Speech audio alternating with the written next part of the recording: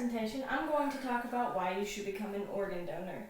Now, organ donation can be a very sensitive topic that you can have with your family and friends. However, it is a very important conversation that needs to be had. There are more than 100,000 women, children, and men who are waiting for life-saving transplants. This means that there are approximately 7,000 people who die per year and approximately 20 people who die daily while waiting on a donation. Approximately every 10 minutes, someone else is added to the National Transplant waiting list.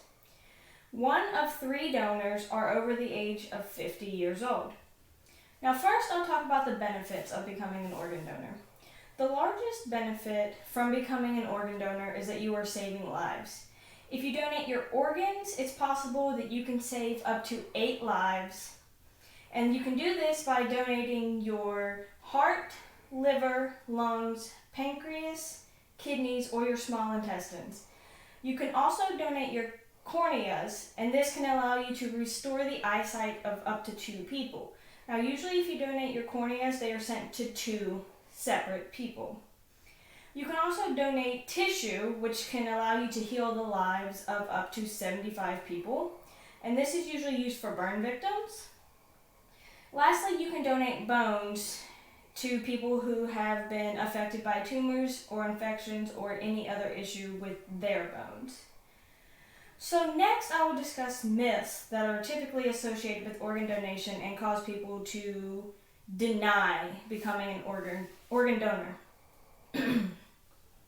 First, people think that if they're an organ donor and they're in an accident and they end up in the hospital and the hospital is aware that they're an organ donor, that the hospital will not try to save their lives.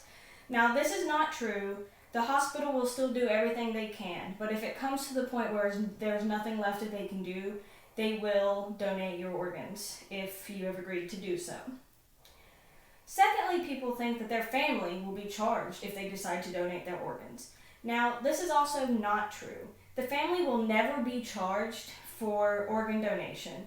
They will be charged if the hospital does everything they can do to resuscitate you and it does not work. Next, a history of medical illnesses prevents a person from becoming an organ donor. A lot of people say that they're not allowed to become an organ donor because of any medical illness that they have had in the past. This is not necessarily true. There's actually very few medical conditions that disqualify a person from being able to donate their organs. So, if you have, say, cancer in your stomach, that does not necessarily mean that you cannot donate your corneas or, say, your bones. Illnesses do not disqualify every organ if they weren't affected by a certain illness. Another myth that people seem to believe is true is that they are too old to be an organ donor. This is not necessarily true. Excuse me. This is not necessarily true because there is no set age limit for organ donation. The doctors will go on a case-by-case evaluation to determine which organs are available and should be used for organ donation. So next, I'll give an example of a real-life person who donated their organs. Connor was 24 years old and he was celebrating his new promotion at work. He was celebrating with his family when he had a really bad headache and he was complaining about it. His family found him not too long after that unresponsive and took him to the hospital. It was found that he had suffered a massive brain bleed and there was nothing that the hospital could do.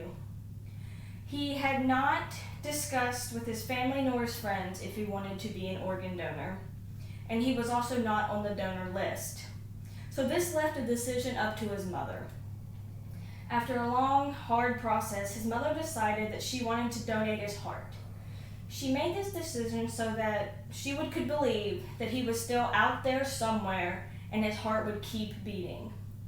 So this allowed Connor's heart to save the life of a guy who was in his mid-20s. Next, I'll discuss how you are able to sign up to be an organ donor. The most known way to sign up to be an organ donor is when you are obtaining a driving permit or a driver's license. They will ask you the question of do you want to be a designated donor as marked on your license or permit. Also, you can ensure that your family and your friends know your wishes if something were to happen to you. You can also contact your local hospital and let them know that you wish to be an organ donor, or you can contact UNOS yourself. So in conclusion, there's a limited amount of donors who are registered in the donor system.